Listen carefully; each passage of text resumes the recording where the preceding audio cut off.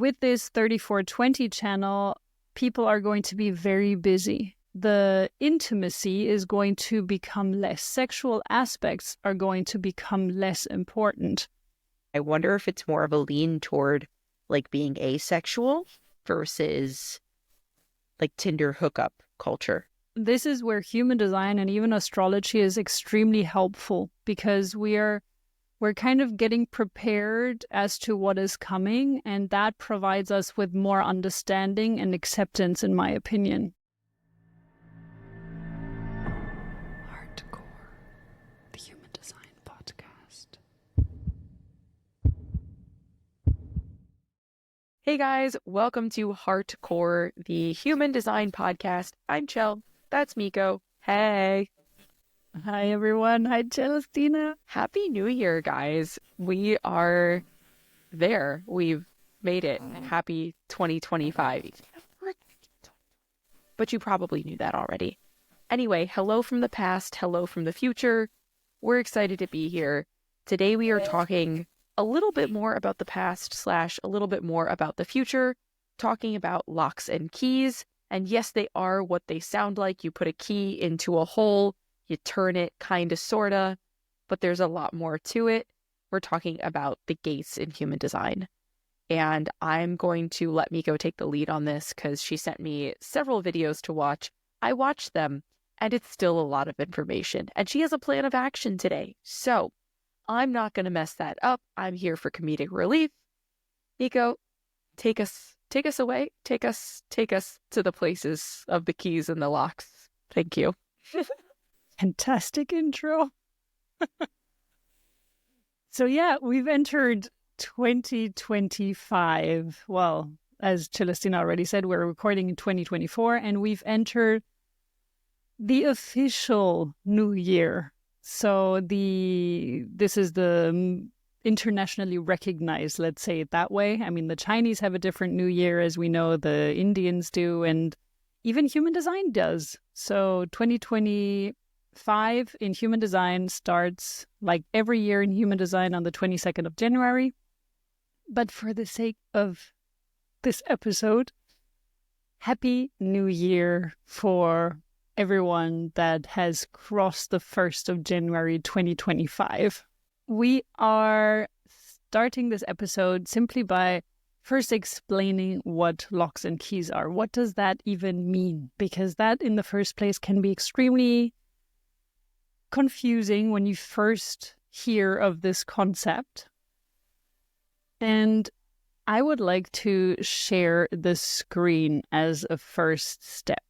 So here you can see the global cycles, and this goes back to 16,513 BC, which, yes, of course, you can go that far back, and you can also go that far into the future. As you can see, it goes all the way to 3,674 AD if you're watching.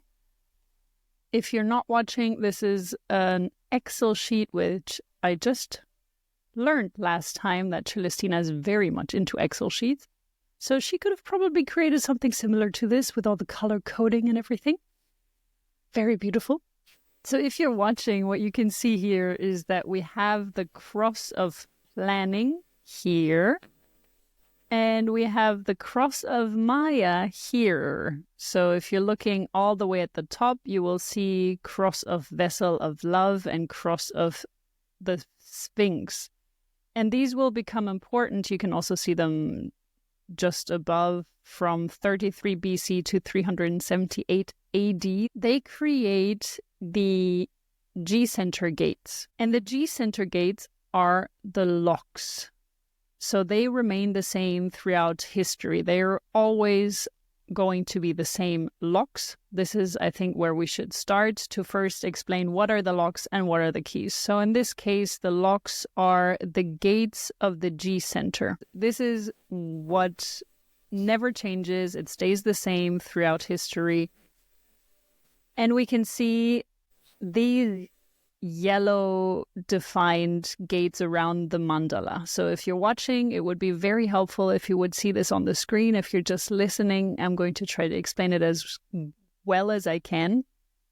And it kind of creates a star pattern. So all the gates that are defined here, that are yellow here, those are the G-center gates. They are made up of 2 crosses.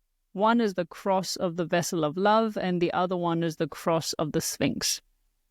The cross of the vessel of love is made up out of the 10th gate, the 46th gate, the 15th gate, and the 25th gate.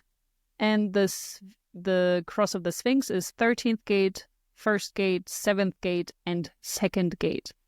So these are all the gates in the G center. They remain the same. These are all the locks. So this is an important part to understand. You can also see that every lock has a specific name to it. We have all the way at the top the 10th gate, the nature, that's what it's called.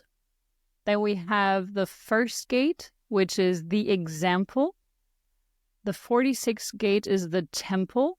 The 7th gate is the leader. The 15th gate is the pattern. The 2nd gate is the plan. The 25th gate is the way. And the 13th gate is called the witness. What exactly that means, we're going to get into that further down the line. We also decided to break up this episode into 2 parts because there's a lot of information here. And this is basically just introducing you to what the locks and keys even mean without going into each individual gate for now. So what we're going to do is we're going to first go through the vessel of love gates, explain them, and explain where we're coming from and what we're moving into. You can also kind of see this in this picture already. All the yellow numbers inside of the mandala. So those are the ones that we are currently in. We are currently in gate 9, gate 32, gate 40, gate 62, gate 16, gate 42, gate 37, and gate 61. And those are creating the cross of planning, and they are creating the cross of Maya. So these are the 2 crosses that we're currently in. And we will then be moving into the cross of the sleeping phoenix, which a lot of people may have heard of if you're aware of human design. And we're also moving into the cross of penetration. So a lot of times people will only speak of, for example, us moving from the cross of planning into the cross of the sleeping phoenix. But this is just one part of what we're going to be experiencing. Because the cross of planning and the cross of the sleeping phoenix are only representing the external world. So this is all about what we're experiencing outside of us. However, the cross of Maya and the cross of penetration are what we're experiencing internally. And this is also going to be a very important point to recognize, that these 2 crosses are split into 2, what we're experiencing outside of us and what we're experiencing inside of us. When we are going back to the other image that I was showing you, you can now maybe understand it a little better, why there are 2 crosses that you will see in, for example, currently our time 1615 to 2026.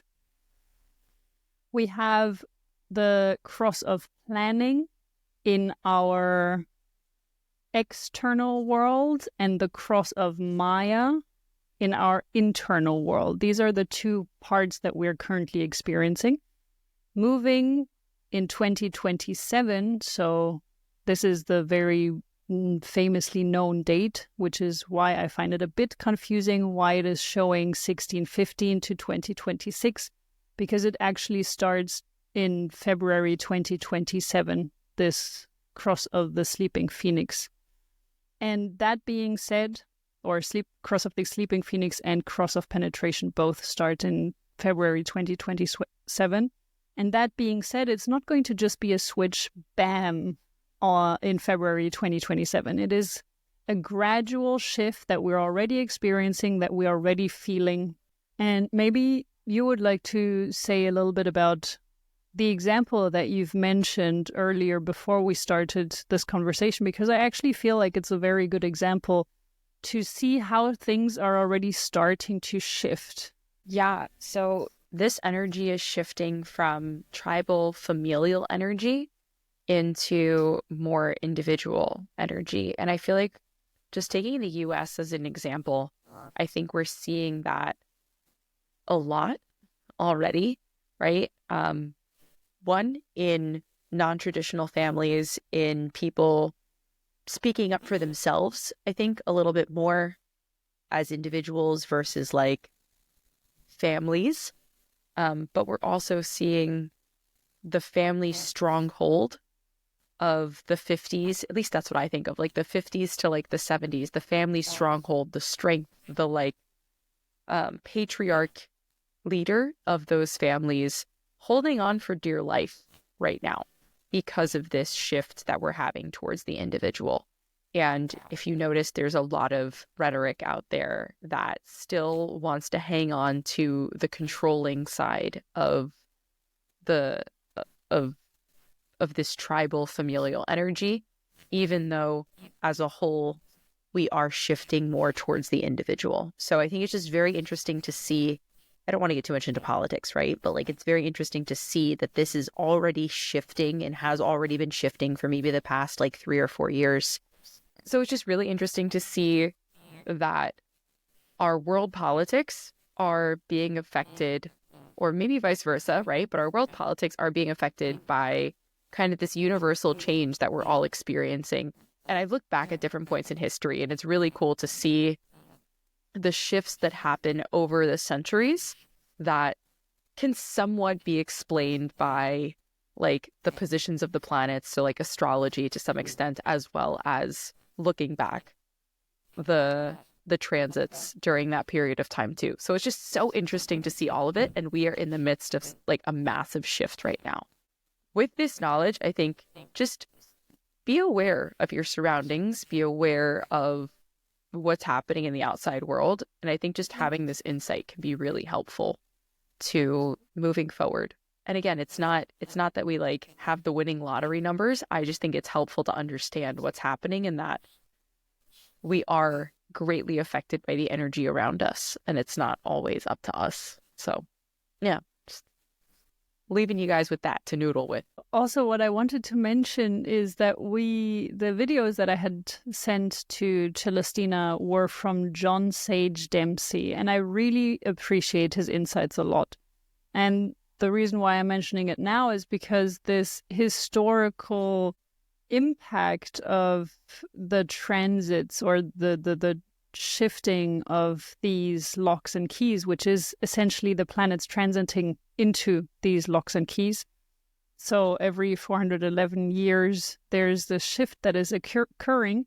And within this time frame, to really look at what has come about. So when you're again just looking at these intervals, you can always see a theme that is occurring within these time frames. And the way that we're also going to explain these keys that are shifting is also by looking at the lines. And each line has a very heavy impact on how this evolutionary process takes place. Because when you're looking at a human design body graph, you will see that these lines, for example, the profile, that is shifting from first line to second line to third line to fourth line to fifth line to sixth line.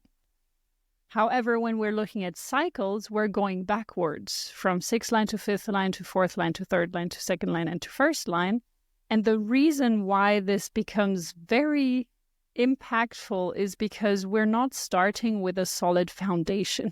We're starting at the other end. We're starting as the role model, as a transitioning element. And yes, the first line is also transitioning, but it is about digging deep into the foundation, understanding why something is important. And this is for understanding of the gates. I always like to say, okay, understand all the lines, because when you're understanding all the lines, you can understand what something is building onto. So the first line is really about understanding the foundation, going deep into the roots, even questioning if this is really the way to go. For example, the 40th gate is making pacts and making deals, for example. And that is also what marriage is about. You have a deal where you enter into this contract of marriage. At least this is what the last 400 and plus years was about. You enter into the marriage and you have a deal. You know what each of you expects of the other. And back then it was, okay, the husband goes to work, the wife stays at home, takes care of the kids, and cooks the food that the husband brings home by providing with money, basically. So then, yes, of course, the wife would go out, would go shopping, things like this, but the husband would bring home the money and he would work from 9 to 5, and then he would go home and he would want to rest. And this 40th gate is a big thing in the past, as you can see here. This is part of the cross of planning. It is 3740. A lot of people had this channel. A lot of people have this in their incarnation cross, and it's a very important part of our last 400 years. However, this is shifting dramatically, and this is breaking down at the moment.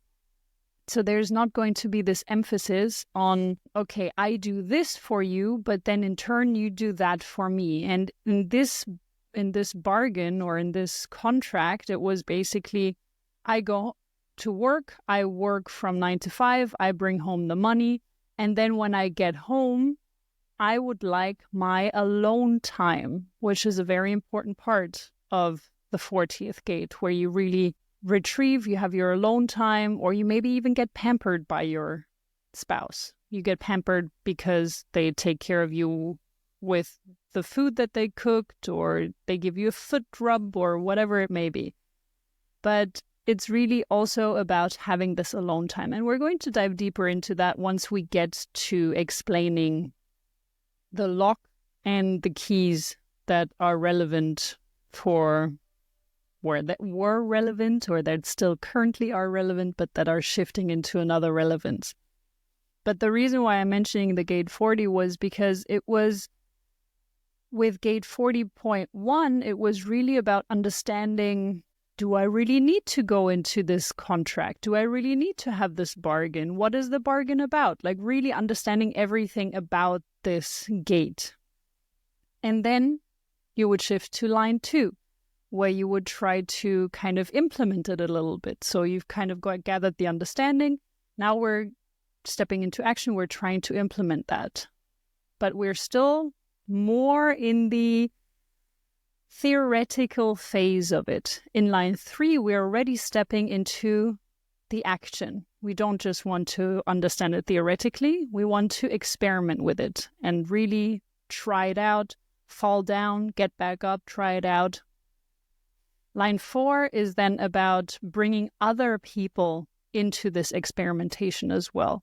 Line 5 is then already externalizing it and being really good at it already. It's kind of known as the ideal family in gate 40. This is what people look at and they're like, yeah, they are the perfect family. And then line 6 is kind of already transitioning. So the reason why I'm explaining all of this is because this becomes very important when we're going through it backwards. It changes everything when we're having to go through it backwards. So in this next cycle, we are now moving from line 1. So you will have all of these gates, 37, 40, 9, 16, 61, 62, 32, and 42. They are all currently in line 1. And we're moving into a line 6. So this then also becomes very important when it comes to the keys and the locks that you currently have. If you have a lock or a key to these the gates from the G center, for example, are the locks. So if you have a lock in line 1 and we're moving into line 6, you will have a challenge fitting in because line 1 doesn't harmonize with line 6's. Line 6 goes with line 3. So the third lines are going to resonate with this 6-line future as well, because that's something that can still be understood. And for everyone that knows this, line 6 always go through the line 3 phase as well. So that's why a line 6 will always understand the line 3 world. Thankfully, we get to kind of move out of it. I mean, I'm happy for us being able to move out of it, but I'm also not a third line. A third line, they at some point are like, okay, this is my life, and this is how I learn. This is how I understand the world. So for them, when they have a positive attitude in life, they actually cherish this. They are born for these challenges. And really, when you're talking to a line 3 that has really understood this, they are even trying to find challenges like that. Yeah, this is another point that I find very interesting when it comes to this next chapter, just because it's also connected to your lines. Even if you do have keys, but they don't resonate with that line, it is still going to take you some time to adapt to this new energy. Would you like to add something? The other interesting aspect that I find is that everyone that was born in this cross of planning, so every single one of us, because it's not so long ago, it's very long ago that it started. That's what I mean. But every one of us is born in the cross of planning. So we are still all going to resonate with the current keys. So the gates that are in the current key position, we're going to resonate with these. And we kind of understand the world in that way as well. It, however, really also depends which lines are defining it. So it's going to change if you're born before the 60s. Your line is a second line back then, and when you're born even further than that, you turn into a third line. However, I don't even think that's possible unless you're a vampire. But yeah, crazier things have happened. It's just going to be a very interesting transition that is going to happen in many, many, many, many different ways. And as Celestina already said, we're already starting to feel it. So I think this is a very, very long introduction to the locks and keys, but I feel like it was necessary for everyone to really gather the foundation of what we're going to be talking about. And I'm not sure if I missed anything, but if I did, let me know. Then let's start with getting to know the locks and the keys of now and the keys of after 2027. So we're going to start with the gates of the vessel of love. If you're watching, you can see here again that we have lots of numbers on the screen. In the middle, you will see the locks of the vessel of love and the Sphinx. The top ones are the vessel of love, the 4 gates of the vessel of love cross, and the bottom ones are the cross of the Sphinx gates. We are going to go through the lock gates, so vessel of love and Sphinx, and then we're going to explain what we have experienced up to now and what we are going to experience coming 2027 all the way to 2438 to all the vampires out there. Shout out. Let us know how that went, because when I was listening to that, I was like, oh my god, gate 34.3 seems to be very, very wild.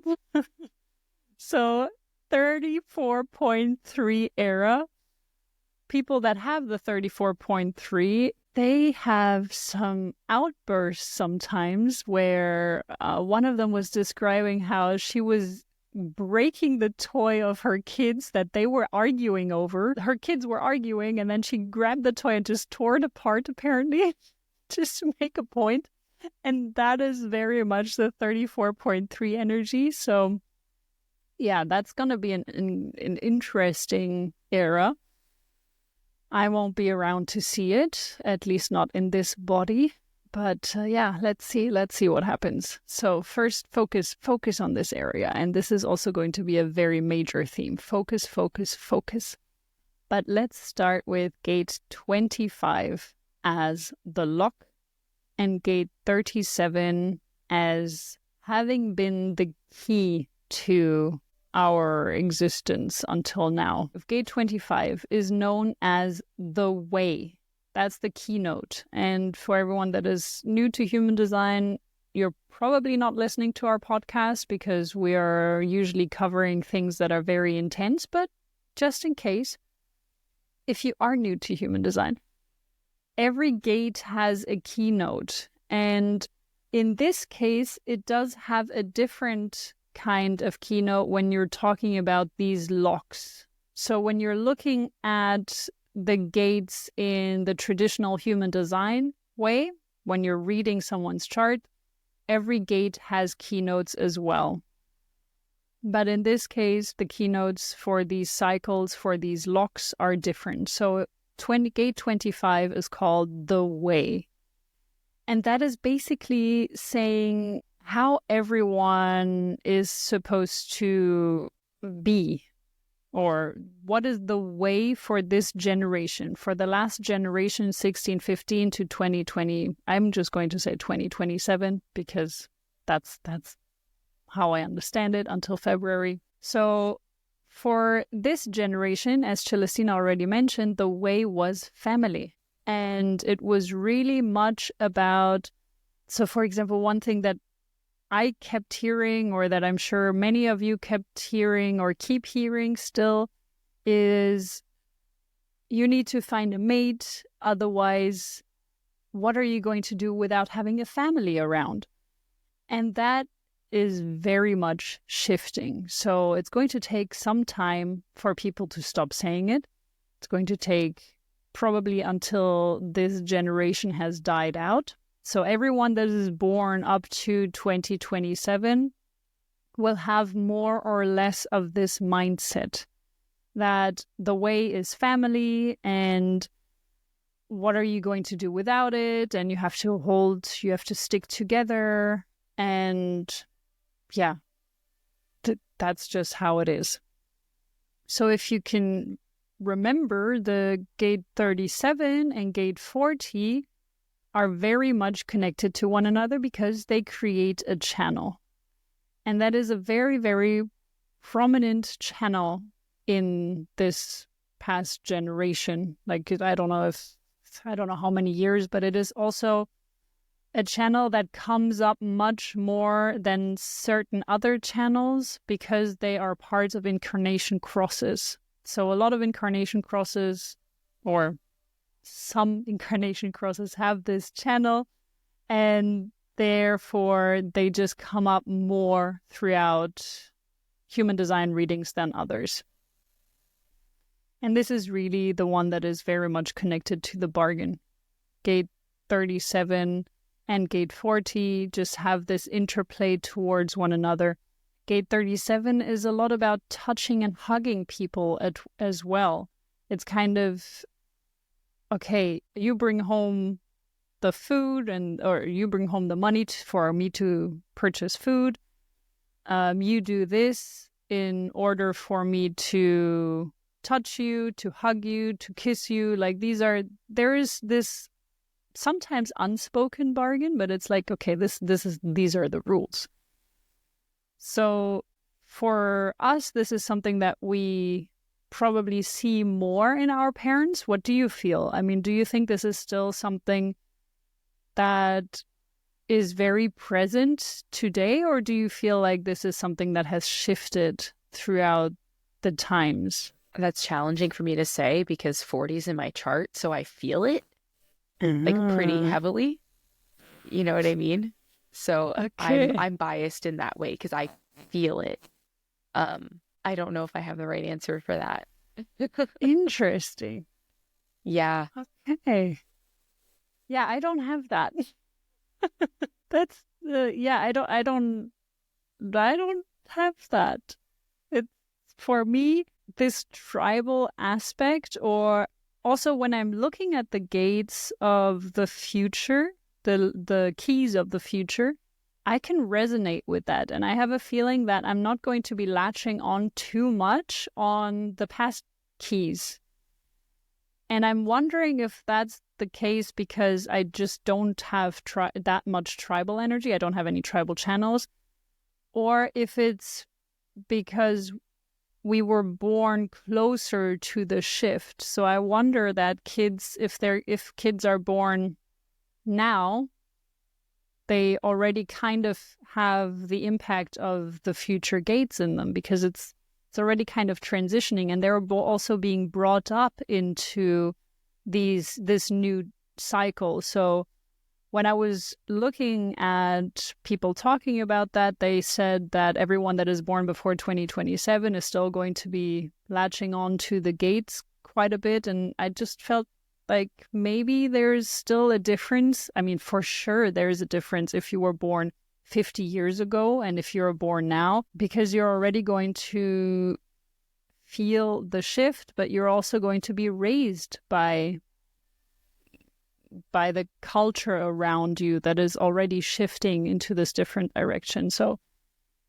yeah, for sure our grandparents would be different. Totally. I feel like family was so key for them, right? Like it was wild for my grandmother to have moved to a different continent in the 50s.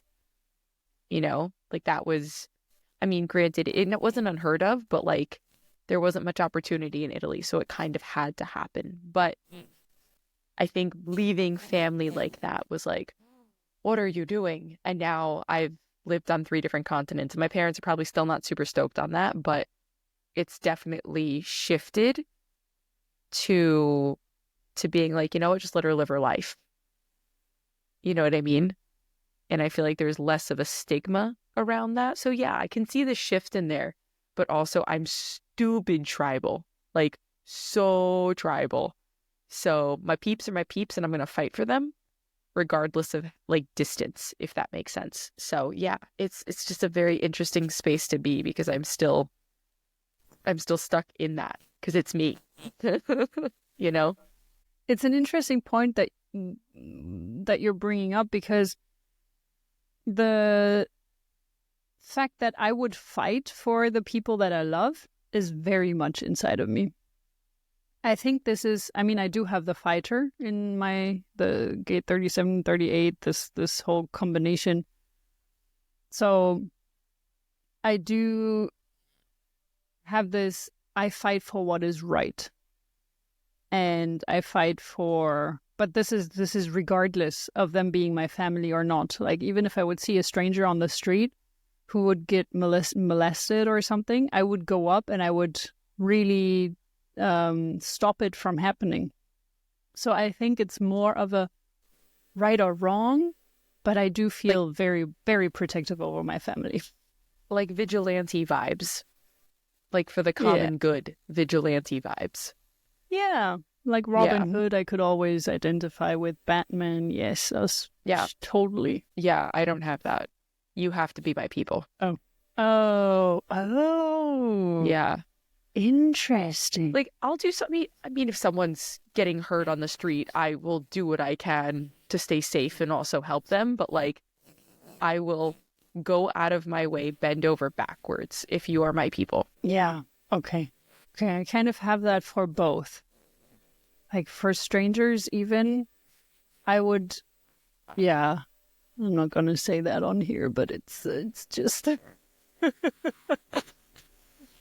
Yeah, I would go very, very, very far. Too far, probably. Okay, that's fair. Yeah, interesting. Okay, Yeah. so Excellent side note. Tangent. excellent. Interesting. So what we're now stepping into, so we're going from 37.1, which is really understanding what that means in the first place, having a family. So yeah, we have tried to understand what that really means, having a family, and now we're stepping into gate 55.6. So we're really jumping into a whole different transformative cycle.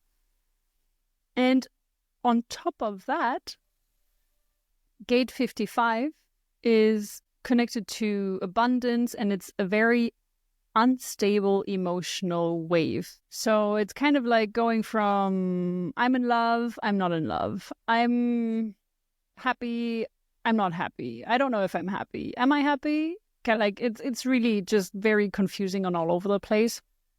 Am I getting provoked or am I not getting provoked?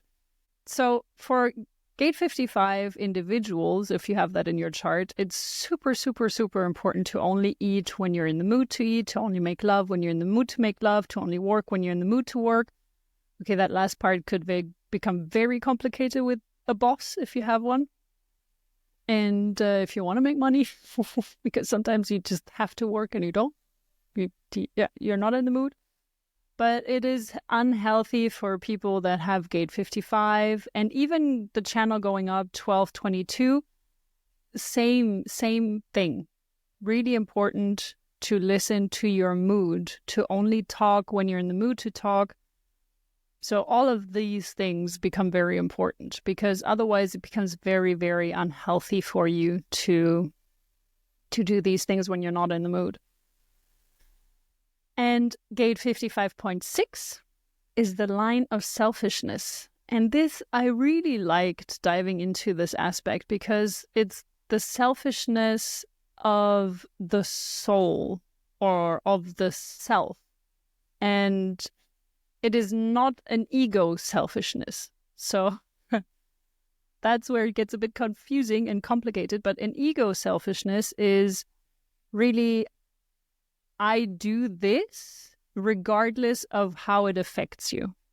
But this is not what this is about. This is about taking care of yourself in order to be able to become the best version of yourself, in order to be able to really connect with your soul and to connect with spirit.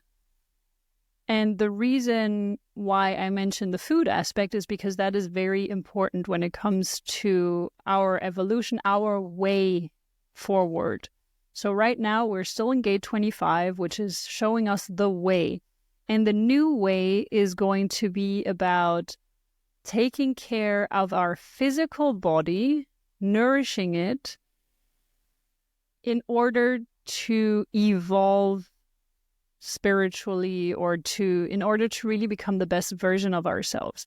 And this goes back to a topic that we mentioned several times throughout our episodes, that when we're talking about these things, about these self-growth, self-evolution aspects, you can't do that if you're worried about survival. You can't do that if you don't have a roof over your head every day and every night. And you can't do that if you don't have enough resources, not enough water, not enough food.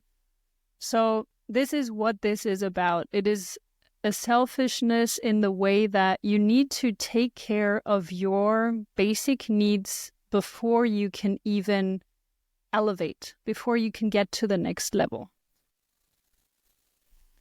So yeah, we're basically moving from family to spirit. Caring about your spirit through selfishness in that way, but without expectations onto yourself, and also expectations of others, of course, because this is really a journey that you're going for yourself. You're not going it with others.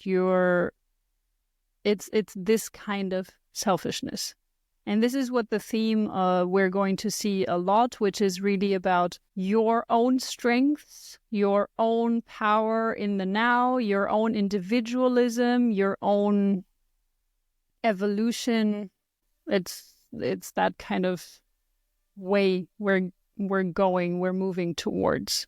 I feel like we're already seeing the physical piece of it come into play, right? Like, think about how people worked out in the 50s versus how people have started to care more about themselves, their health in the last decade, right? That shift in the last 70 years, I think, has been monumental. So it's really interesting that we've seen that aspect of this already come into play. That tied in with the individual piece of it, I think, is going to be even more interesting. So it's really cool, again, to like look back, see how this has slowly come into being over the last several decades as well. Absolutely. And also what I really liked was John Sage Dempsey's explanation of, for example, this light bulb and the Shakespeare and the, like, when you're looking at when all of these things happened, you can really connect it to the gates and the lines of that period, which I find super fascinating. So yes, absolutely, completely agree with you that we have already started to see this shift. And I think, or I feel like it's becoming more and more. And maybe it's because I'm biased, because I've created a program that is literally about all of this, where you are honing in on what it is you need. You help yourself become the best version of yourself by really working on your physical, then working on your psyche, working on your energy, and then uplifting through to the spiritual elements. But this is literally what opportunity is about. It's really about exactly this quote unquote selfish aspect, which is necessary for it to also radiate to the outside world, which is another very important part of this gate 25, lock 25 shifting into gate 55, where you are doing all of this work in order to create this on the outside as well. So yeah, the reason why I'm mentioning this creation on the outside as well is because the vessel of love is the external locks that we're talking about here. Then let's shift to gate 46, the temple. Also one that I really like, because it is about where do people go to, well, pray, but there's another word for it, worship. Worship is probably one that I prefer more. Gate 46, the temple, where you go to worship. Worship, not worship. Where you go to worship. And back then, or even still now, we're not even in 2025 yet, but somehow I keep feeling like this energy is becoming stronger and stronger. So what I want to say is, back then, that's how it feels. But it was the bargain, the gate 40, the bargain was the temple, or is currently still the temple.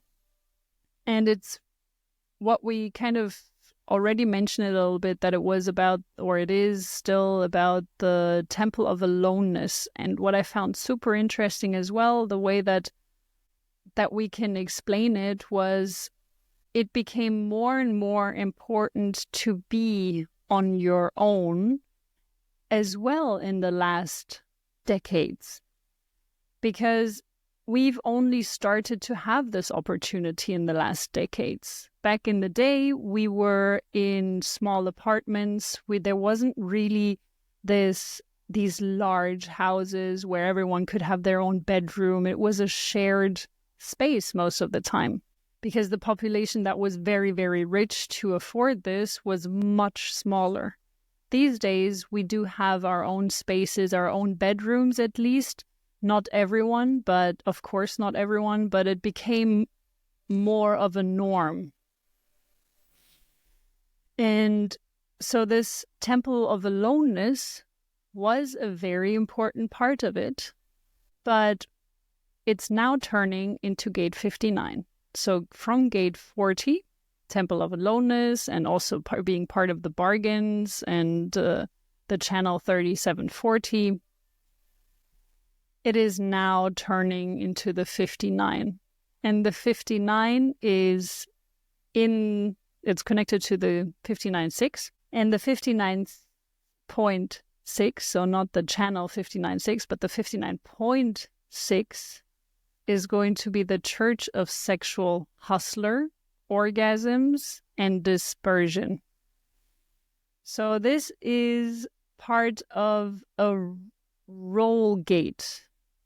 There are several different role gates in human design, and this is one of them. And maybe we should do an episode on role gates, just FYI, because that is yet another very interesting topic. So for now, role gates, in this case, gate 59, it doesn't necessarily say this is who the person is, but it is a role that they are playing. And 59.6 is known as the one night stand or the soulmate. So this is the 6th line.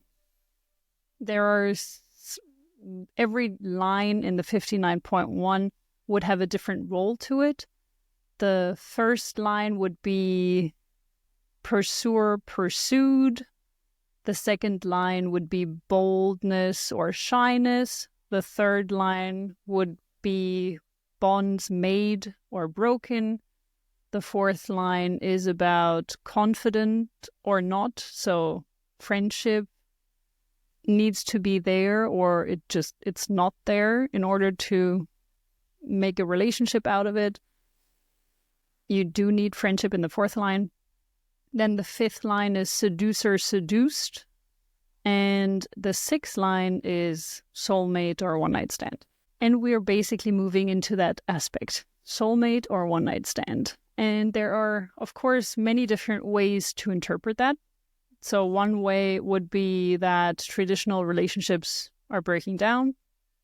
We're moving into a more one-night stand kind of focused direction. Another way to interpret that is that only soulmates are going to be important as relationships. And when we're looking at all of this together as when we are looking at a human design body graph, that's also super important to look at the whole body graph and not just take individual aspects of it. So when we're looking at this whole shift all together, we know that 2027, the emotional solar plexus is turning into an awareness center. So from a motor center into an awareness center. We also know that the 1949 channel is breaking down. That means that intimacy is also breaking down. We also know that the 3420 channel is being defined. And that is really about go, go, go, doing, doing, doing. It's doing in the now. However, without gate 57 or gate 10, there is no awareness of what it is that I should be doing. So the inner intuition that is guiding you as to knowing what it is that you should be doing. And there is no 10th gate, which is telling you that this is what you should be doing in order to take care of yourself. So something that is really benefiting you. And with this 3420 channel, people are going to be very busy. The intimacy is going to become less. Sexual aspects are going to become less important. So this is going to be a very, very interesting part, in my opinion, where how is sexuality going to evolve? Is it really going to be these one-night stands, Tinder-like, where you're just going to swipe, swipe, swipe, and you're going to meet up, wham, bam, thank you, ma'am, and then go your way? Or are you going to avoid exactly that, where you're going to try to find the right person to be with, and you're going to develop that relationship and only be with that one person? Or is it going to be a mix of both? As with everything in the world, it's probably going to be a mix of both. But it's going to be very interesting to see how intimacy is going to change and most likely become less physical in nature. That's what is assumed. And when I'm reading through all these keys that are shifting, I have a feeling that this could very well be the case. How do you feel about that? I think it's very interesting because we've seen a shift in the last, half a decade of people opening up about their sexuality in different ways. So, like everything else that we've said, right? Like there's been this shift, and this has probably been the most recent shift, maybe, of people being more open about their sexuality and it not following like conventional norms. So I think we will see more of that going forward. And I wonder if it's more of a lean toward like being asexual versus like Tinder hookup culture. So it'll just be very interesting to see how that plays out as more people start to be born closer to / after 27. Yeah, that's another assumption that things are just going to become more asexual. But yeah, it's a less physical intimacy. So it's also going to be a more individual intimacy, maybe, where you're becoming more and more intimate with yourself, or more vulnerable, more open with yourself as well. So yeah, it's very, very, I'm curious as to what will happen. So the next one we're going to take a look at is gate 10 from the locks. And that is the behavioral code. So very easy to understand. It is basically how we are meant to behave. And this is where I really liked where John Dempsey was talking about the 33 before Christ. That's when it started, with the vessel of love actually being the locks and the keys at the same time. And I liked how he was saying people were trying to figure out what behavior actually means, how to work around it, what is it, like, to define behavior in the first place. And I think it does correlate with how society was built up. I think this is something that really does shift every now and then. Back then, when my grandparents were little, they had to learn the proper way to behave by Knicke. I don't know if you know that, but that's like the German way, or I think he was German, but this was the way to behave, how you should eat when you have 5 forks and knives in front of you, how you should start eating according to these forks and knives, where the glass should be located, and like how then the modernized version came of you shouldn't have your phone out when you're talking to people, when you're in company, blah, blah, blah. So there are just behavioral patterns that came about throughout history. And in this case, we're shifting from this consistent focus that we were taught to have for the last 400 plus years, and we're shifting into show your strength. So into gate 34, from gate 9 to gate 34. This is going to be a very interesting shift, especially considering the rise in ADHD.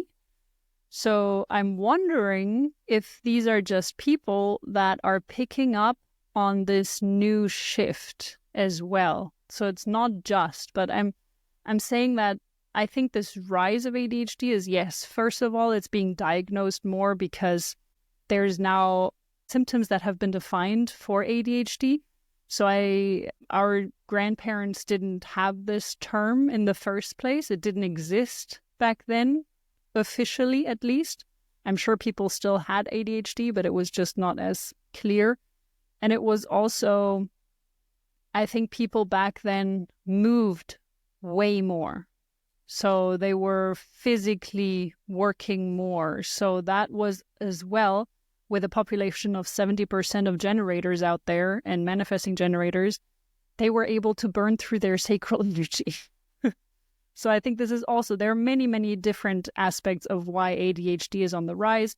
Another one is that kids weren't in front of the TV as much. They were outside playing in nature, getting themselves dirty, releasing all of that pent-up energy. We are now shifting from you have to sit still, you have to focus on the details, you have to learn everything in school and remember all of the dates and numbers and whatever it may be. That is now shifting to show your strength, to gate 34, where this is something that we mentioned before pressing record with Trump, how he is showing his strength and he's really already kind of jumping onto the bandwagon of the next generation, of this next chapter that is opening up, where he's kind of thumping his chest like a gorilla and showing his strength, and he's making it in a very basic way so that everyone can understand that. He doesn't use big words, he doesn't use anything fancy, but he speaks to the people with the words of the people. On a slightly different note, I don't know where I heard it, but recently it was noted that if someone came back, or if someone from the past came into the future, the one thing that would be the same for like the last 2 or 3 centuries is the way kids are educated. And like, were we talking about this? I can't remember if you and I were having this conversation or not, but like, in the sense of you go to school, you open a book, someone lectures you, you maybe do a problem or two to learn it yourself, but the structure of school has not changed in literally hundreds of years. And I wonder if this shift is also going to be the advent of different scholastic models, in the sense of I've seen so many more kids, especially in this post-COVID world, go from normal school to homeschooling, but homeschooling in a different way, not in like the typical read a book, answer these questions, take a test kind of way. It's more of like fluid, allowing them to explore their strengths. So more of like the Montessori like style of learning, but for like teenagers. So it's interesting hearing you say it and then connecting the dots with what I've heard recently of, I wonder if this will be the advent of school changing, because I mean, kids have been learning, people have been learning for millennia, but I wonder if this is going to be the actual change in all of that.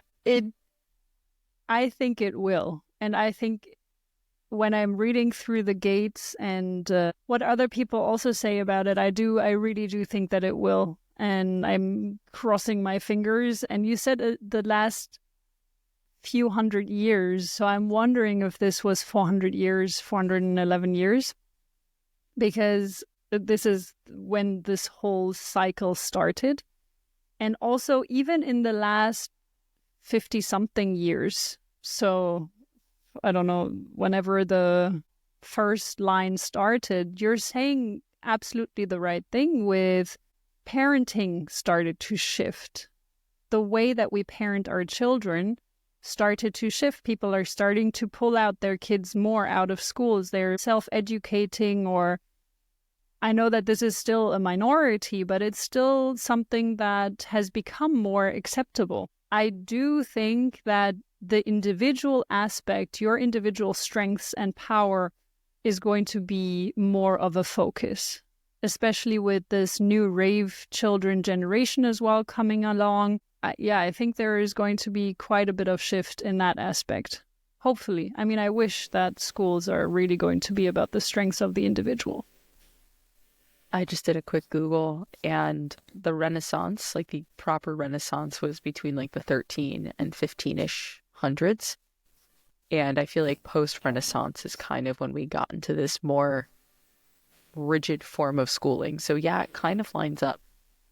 Yeah, because in the Renaissance, it was still, you had a master.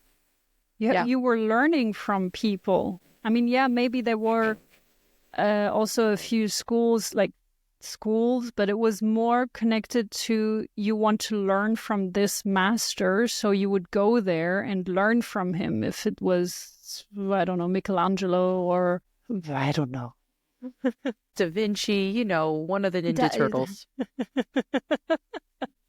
Oh, the Ninja Turtles. Okay, so the last one we're going to talk about today, Gate 15, Lock 15, which is the pattern. And we are moving from the logical patterns, which was what the last era was all about, moving from Gate 16, the skills, which is in the logical circuitry. That's why logical pattern. We're moving into the abstract pattern. So we're moving into Gate 20. So Gate 15, the pattern, is very much about the flow of life. It is about extreme rhythms. And if you do have that in your chart and you're connecting with someone with Gate 5, then it can really rock your world. It's something that is very challenging to be compatible with when you're in a relationship with them or something like that, because you will disrupt one another. But in this case, Gate 15 is really about this extreme pattern and balancing these extremes. So it's about being in the flow, and the way that you're going to be in the flow here in up to 2027, it was harnessing your skills. This is something that our parents drilled into us, that our grandparents drilled into us. You really need to be good at something. You need to hone in on your skills and practice and practice and practice. Practice makes perfect. That is going to change. So we're going from focus, the way of, or the behavioral code of focus, where you are having a conversation with someone and you have to focus. You're in school and you have to focus. You have to focus at work, things like that. We're also shifting patterns from honing in on your skills to Gate 20 of making the right decisions in the now. So this is really about honing in on your ability to know when to make decisions and to make the right decisions in the now. Listen to your intuition. It's just going to throw everything around. We're going to be very confused because we're going to be so focused on honing in on our skills, and now we're supposed to tune in to our own intuition and being like, okay, when is the right move? When is it right to make this move? And when can I release all that sacral energy? The 3420 is going to be a lot about that. But we need to understand when to take this move, when to use that energy, instead of just being busy for the sake of being busy, which is a tendency of the 3410. This is going to be a very, very big thing that is going to continuously come back and be a theme in the next 400 years, that we feel the pressure to be busy for the sake of being busy. So manifesting generator energy, a lot of it coming up. And it can feel, I'm assuming it's going to feel quite overwhelming for all the non-sacral beings. That's my assumption. Because we are going to feel under pressure of doing all the time. So I'm not sure if this is going to come into fruition, but this is what I feel when I'm reading that this is the pressure we're going to be feeling. And it's going to be a very, very interesting new chapter. I keep saying that, but I do really actually find it very interesting what is going to happen. So I feel like we're kind of seeing this with like Gen Alpha already, right? Not really necessarily honing on a skill, maybe not fantastic in the communication piece of it, of like, they're very good at explaining what they're feeling in the moment already. So I think it'll be very interesting to see this shift on a grander scale in the next couple of years, when these kids who are experiencing it already to some extent, more so than we have 30 years ago. Like, that dates me, I feel like, so much. But like, obviously we were born 30 plus years ago. So it's interesting to see the difference in the generation now already. starting to feel a little bit more into themselves and their intuition, but still be a bit disconnected in what we think, right? So like, I think you and I generationally probably prioritize being in the moment with each other and putting distractions away. Whereas their in the moment is, I'm just taking screens as an example, but like being in front of their screen is kind of in their moment, in their now. So it's interesting seeing that. I see that as rude, but for them, it's a means of connecting differently. So I think I have to take my boomer brain out of it and see it through this light and understanding that the energy is shifting and they're just following what the energy is for them, you know? Yeah, that's an interesting perspective.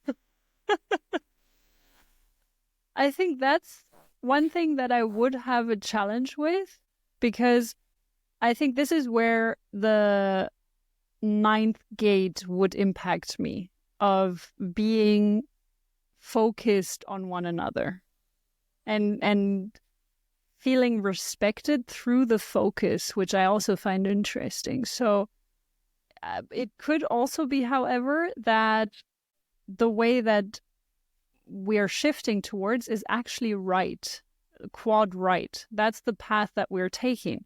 So when we're considering that aspect, then them being on the phone doesn't really matter, because they have this spatial awareness and they will pick up everything that is happening around them, because they're kind of unfocusedly focused.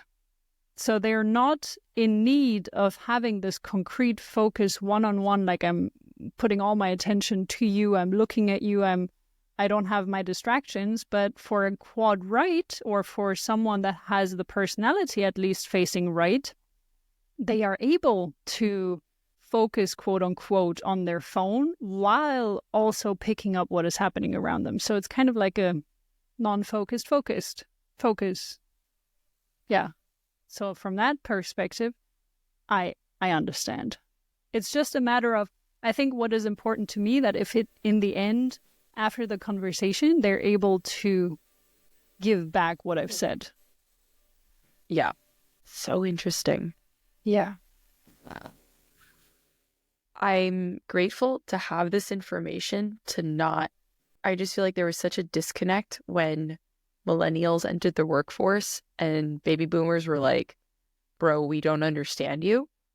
Whereas now Gen Z is entering the workforce and it's still kind of happening because it's generationally so different from what we are. But I think that there's a bit more understanding in that regard, at least for me having this information. So I think we're already kind of ahead of the curve in that sense, but it's very interesting seeing the societal shifts, literally global shifts, that we are going to be collectively feeling over the next couple of years start to come into action. It's wild.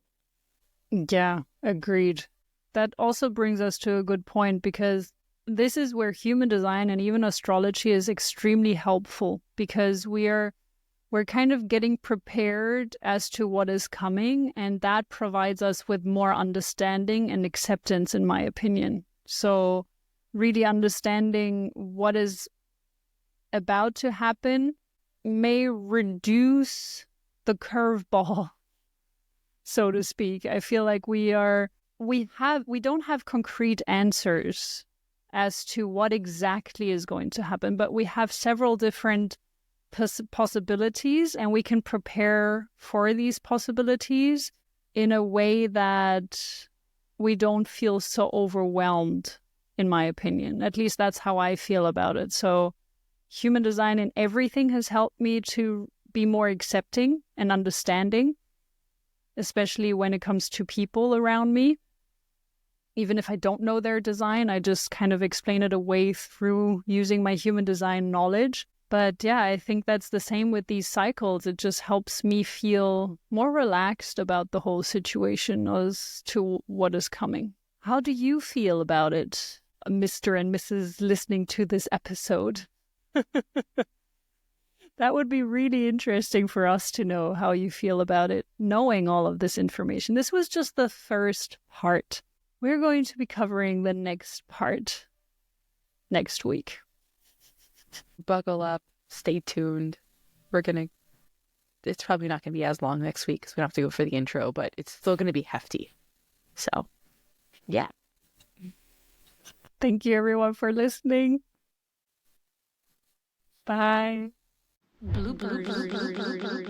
Hey guys, welcome back to HeartCore, the human design podcast. I'm Chell. That's Miko. Hey. Hi, everyone. Hi, Celestina. Hey guys. Happy New Year? It's getting close to New Year. No, but by the time this is posted, will it be New Year? No, not yet. Like, it's getting close to it because the last one we're posting is Mariah Carey 26. The 19th. I think. And then we have one more. Okay, then. No, Wham! 19th. Then Mariah Carey 26. Wham! 19th. Then... The Mariah. So it will be the New Year. Is it the New Year already? Okay. Is it already the New Year? Oh my God. That's scary. Okay, so we have the 19th. Yeah, it'll be the New Year.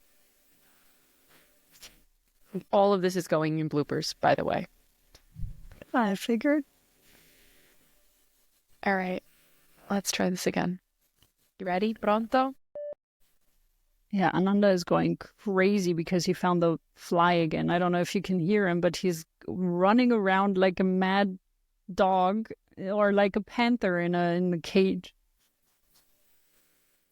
Okay, one more. No. My God, this was a long one. That's an interesting point that you bring up, though, because do you hear him? He's growling and barking.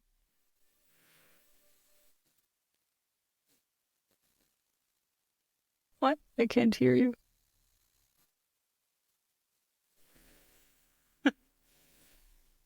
Okay, so this is an interesting point you brought. Now you heard him. But what is going on? I need to check this. Hey, it's okay. What's going on? Nothing. Is that your gentle parenting technique? Hi, buddy. What's up? Are you okay? Is that your gentle parenting? Why does everyone always make fun of my gentle parenting? My brother always makes fun of me. He's like, you can't just be, oh, everything is fine. I'm like, yeah, I can. I mean, if he was a kid, I would just ask him, so what's going on? What's happening? But I can't. So, yeah. Yeah. Mine now wants to leave the room. She said, "Arr," so please hold. I'm not letting you back in once you leave, though. Once you're out, bro. Okay? Love you. Whatever, Mom. Don't Kids, tell me man. you love me. Kids. Okay, let's marker all this shit. You're editing this one, yeah? Yep. I've got internet now. It's gonna be hell. You were saying something is interesting. I was saying